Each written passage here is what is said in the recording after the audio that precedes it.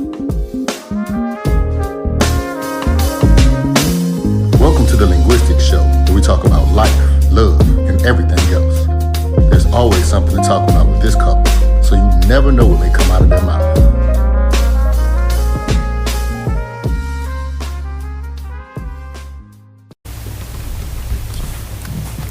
Hello, everyone, and welcome to another episode of the Linguistics Show.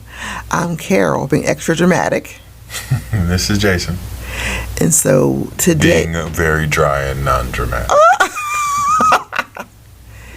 Well, sometimes opposites are good for each other. That was a good segue into our. How can it be a segue if we didn't even start yet? But I mean, it could be a segue, just like them little scooters with two wheels that you need balance for. It could be a segue, all you want. That was a good segue into to today's conversation topic about being friends within your relationship. That's important. And so it doesn't matter whether you're married or dating or in a long-term committed something or other. It's important, we think, to be friends first. Or even if you're not friends first, it's important to be friends, period. Because there's lots of people who are in relationships with people that can't really stand each other, don't like none of the same stuff, don't really vibe on any kind of level other than sexual or convenience or whatever the case may be. So as y'all know by now, Jason and I met in college at the University of Maryland.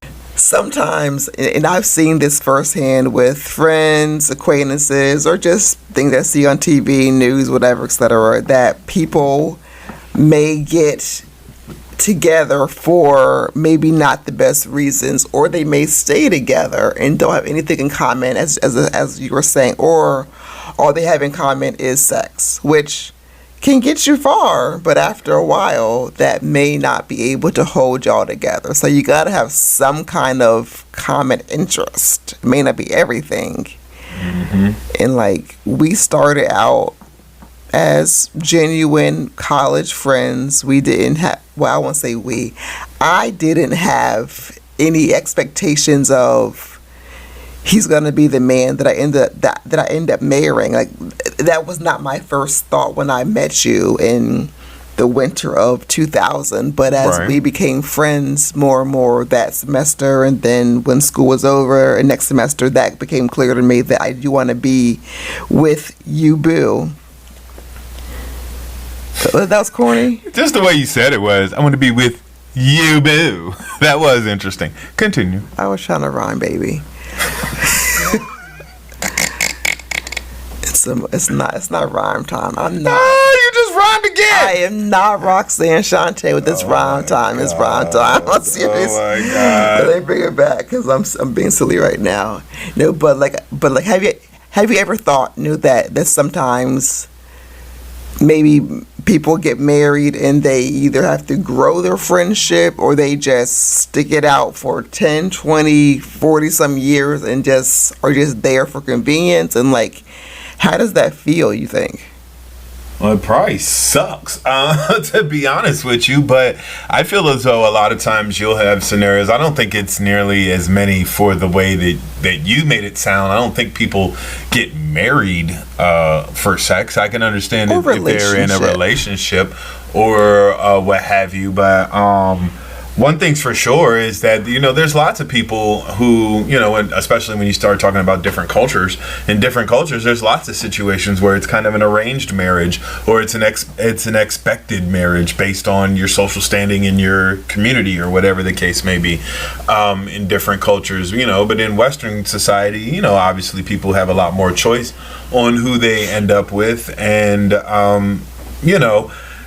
that's kind of what the main difference is, I would think, is that generally speaking, people do have the ability to make a choice in those kind of scenarios. Now, there are obviously extenuating circumstances where people get married out of, I don't know, I've heard like people say that they get married out of convenience. Like that was the stigma for generations and decades and centuries and whatever for millions of years, that women would seek out high earning men to get married out of convenience. That way you can guarantee that your children had a comfortable life or whatever the case may be.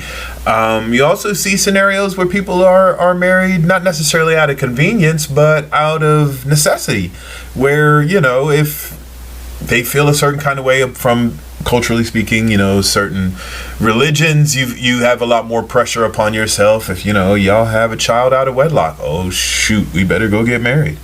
You have some cultures where it's like you can't even be living with that other person. You can't have touched that other person, or even if that's not necessarily your culture, that might just be your value system. And so, like, there's a lot of times where I've known people to get married, years and years ago, and you've heard stories like this on TV or heard stories in real life, people you may know or not know, family members, so on and so forth in years past, where, people get married just quite simply out of necessity. They had a child together and they decided to get married.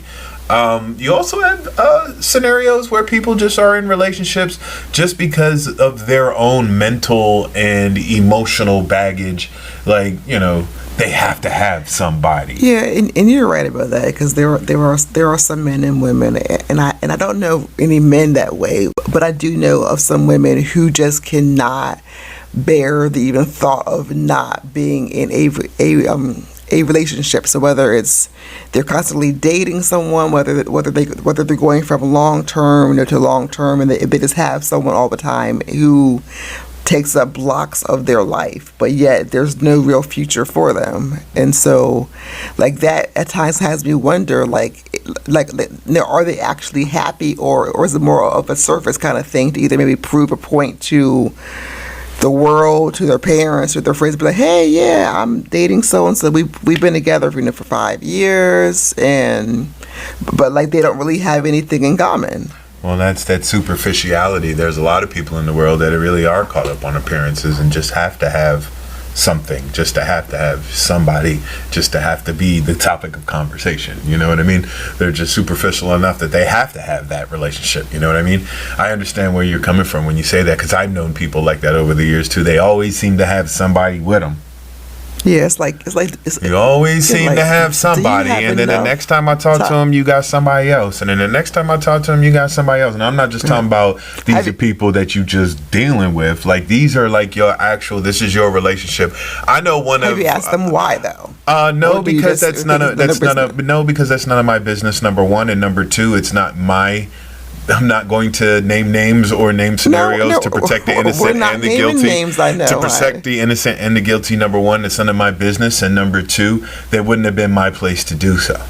And so when you get those kind of people who are in these relationships with people who aren't friends, sometimes, they're in a relationship, it seems as though just to be able to fight with somebody. It's almost as like you're so toxic, you got to have somebody else that's toxic too, just so y'all can have somebody to battle with. I just don't understand people who do that. Like, I don't understand people who be in relationships where it just feel like all y'all do is fight. And I used to not understand that, but I heard, I don't know, it was a TV show or read in a magazine, something like that, during this whole last couple of years home, that sometimes people need that kind of attention, even though it's not positive.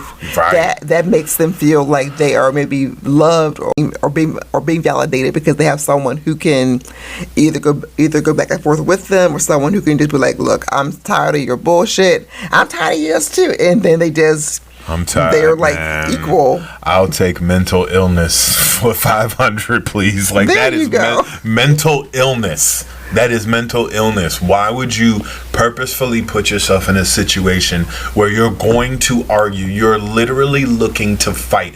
I don't understand why people do this. And I know that this goes both ways, but I know that men kind of suffer in silence in this in particular. Like, we do not want to come into a scenario after fighting the world all day long and then come into our house and have to fight you too. Like, that's the last thing we want to do.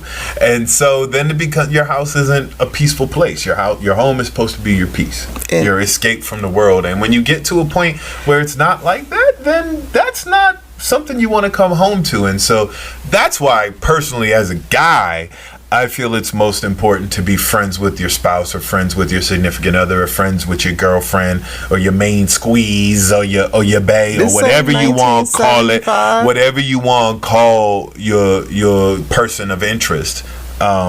You know what I mean? Like, whatever you want to call them. That's why I feel it's important to be friends with that person, because who wants to be in a situation where you come home to someone you're not friends with?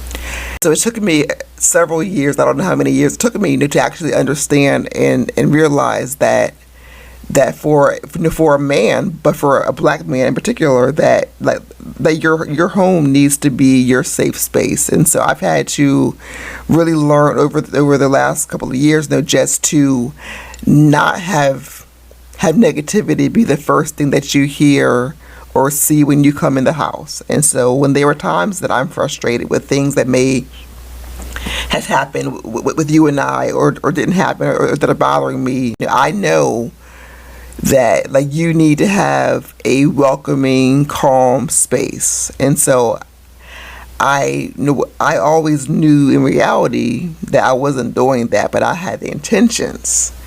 And so fast forward to our conversation that they have right now about the importance of being friends. As your friend, I would never want you to have to go into an environment that makes you feel like you're going to have to either shut down or like we're not, so on the same team. And so I had to separate my friendship mentality from being your wife, and then go back to the basics of, you and I were friends first. How can I make this better for you when you get off of work, or when you've been in traffic all day long? So how can I make your space better? And so I'm going to apologize on record, because I've done it before already, on record, that I was... Why are you going to give it a bell? But just because it's a fun sound effect. It definitely took me a long time to make that connection. And so I heard it from someone who was older. I don't know, with their aunt or cousin or whoever it was, or read somewhere, but about wives and women need to think about how they can take a step back, be that biggest supporter that their husband or boyfriend needs. And so that also goes back to being a good friend, because if we're not friends genuinely, I could care less about what happened in your world. If we were not friends, I honestly wouldn't care about what you went through. My first thought would be, well, you didn't do this, you did this, it got on my nerves, and we gotta fix this, and why isn't this done? I care about your mental health, your well-being, you coming into a space that is calm and peaceful. And I'm not saying that our house is always gonna be peaceful when you get home, because at times I could be yelling at one of the kids, I'm yelling at each other, I could be worn out from whatever happened at work, but I do want to always make sure that you feel like you are at peace when you come home. And so I think that's what a friendship can also add to your marriage. Well, I appreciate that. Thank you. You're welcome. But as you and I were planning for this podcast topic a few days ago, shouldn't date things, so we pause there. So as you and I were planning for this topic, for the podcast, you did have some good points, and I was thinking, dang, if I only had the recorder with me right now, he has some nuggets that he's dropping right now about how we may disagree, or how we don't always get along, but we're going to be friends still. And so that friendship can really help us to see past some of the things that may irk our nerves about each other. Because I know that I get on your nerves. That's true. And you get on mine. Every day. It's not even every day, no. Every chance I get. Okay, now you're being extra. No. Every chance I get, I'm on her nerves. I live on her nerves.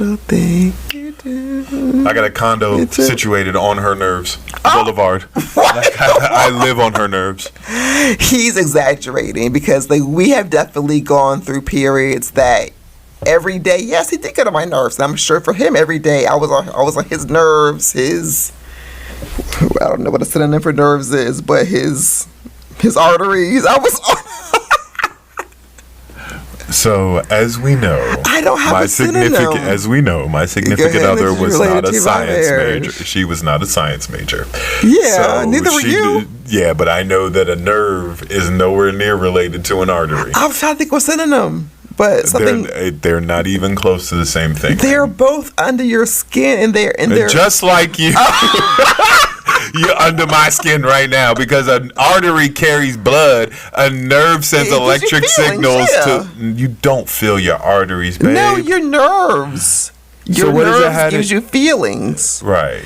And so both of them, an artery and your nerves, are vital to your body being able to function. Well, there you go. If you just put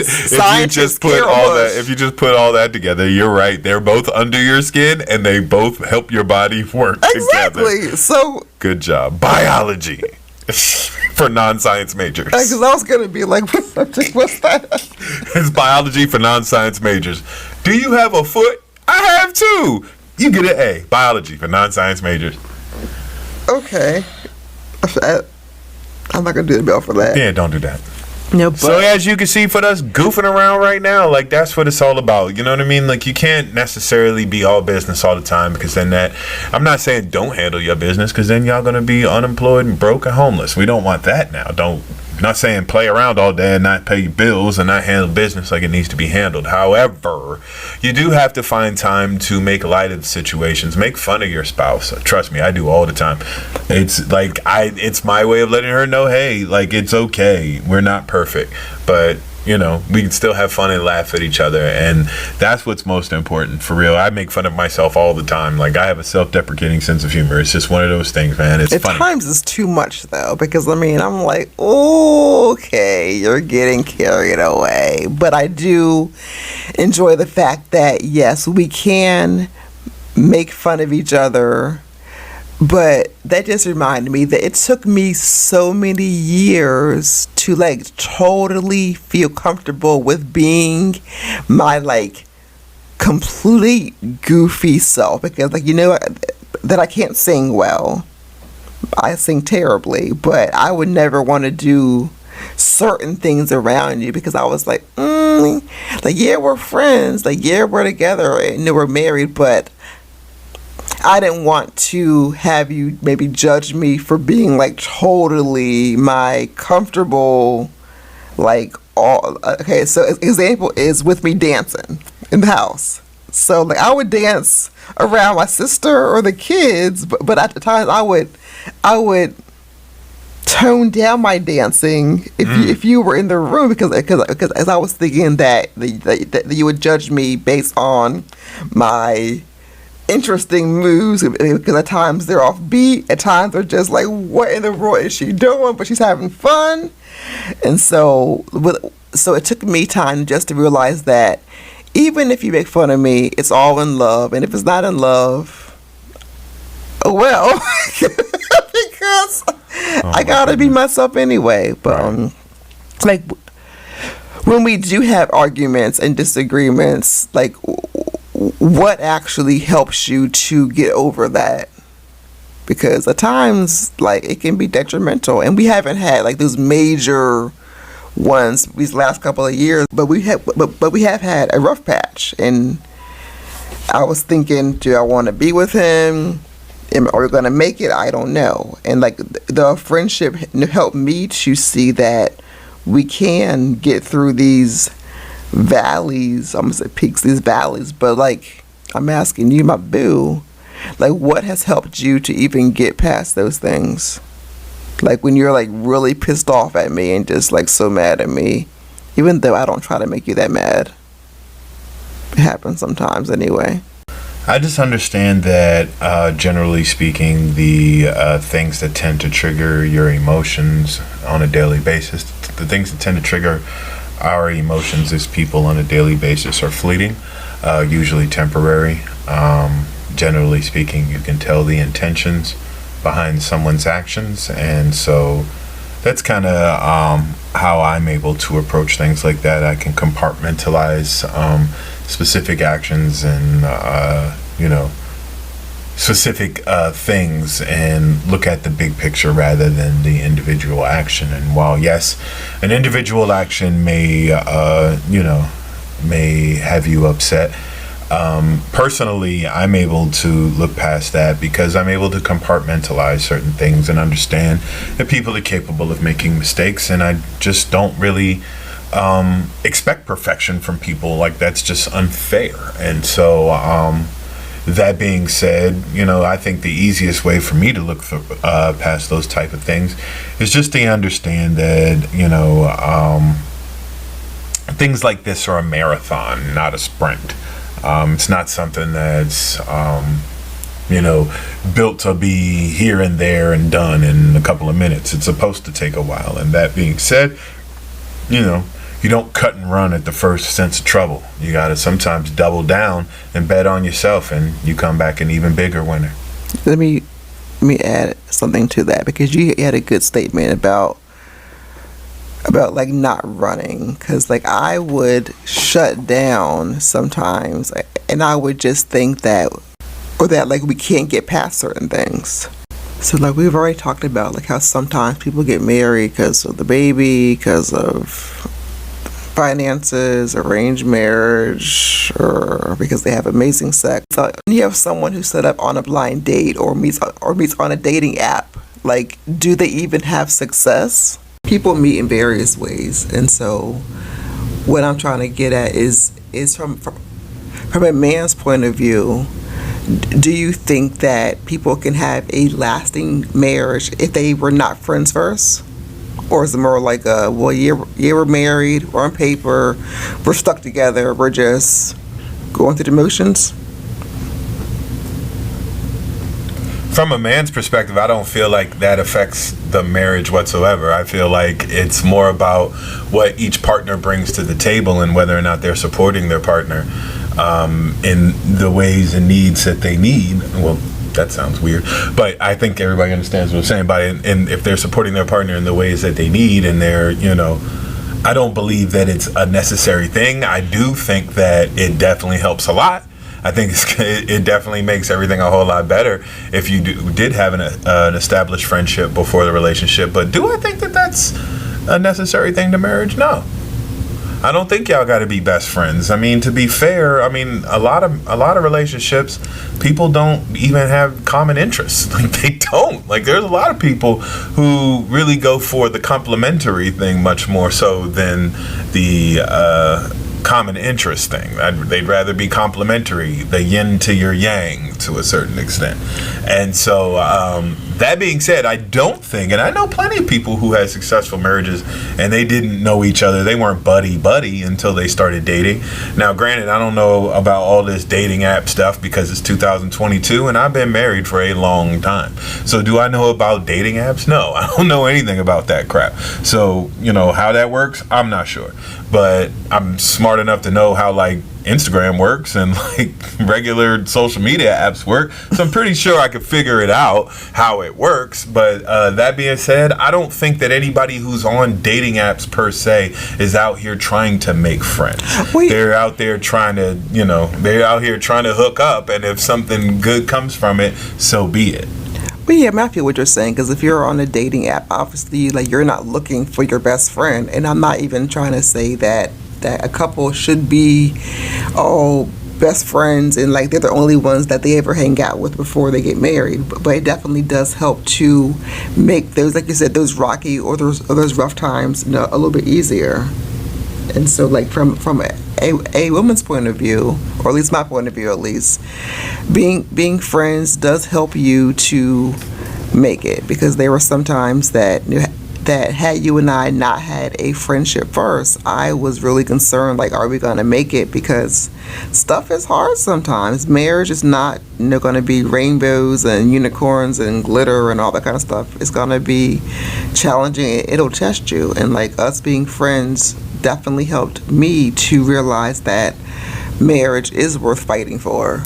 And, like, I used to wonder, like, what does that statement mean? Because I used to hear it when I was early on in college. I'm like, fight for your marriage. I mean, obviously I know it's not physical fight, but I'm like, why would someone fight for the marriage? Because either it's gonna work or it's not. And it took us, going through some of those low points for me to really realize that, fighting for your marriage per se is about recognizing what brought y'all together in the first place. And for you and I, it was genuine friendship.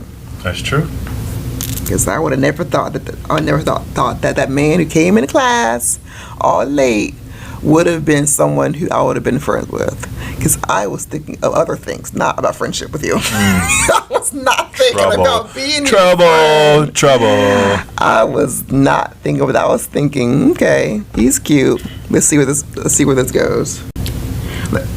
So, pivoting a little bit, do you think that that men and women can be platonic? Because I say platonic at times. That they can be strictly friends. Yes, like if you're married still, I'm like, can a man or a woman keep their same friendship? I'm not asking like for approval, but do you think it's possible to have that balance? Well, you asked like 7 different questions in that whole paragraph, so I'm going to unpack all of that. So first and foremost, can men and women be friends platonic? On the next episode, we're going to finish this conversation and figure out if married people can really be friends with someone of the opposite sex. If you enjoyed this, like, comment, subscribe, and share to the Linguistic Show. This has been an Ashangali Enterprises production. Co-produced by Naomi. Music by Brassville.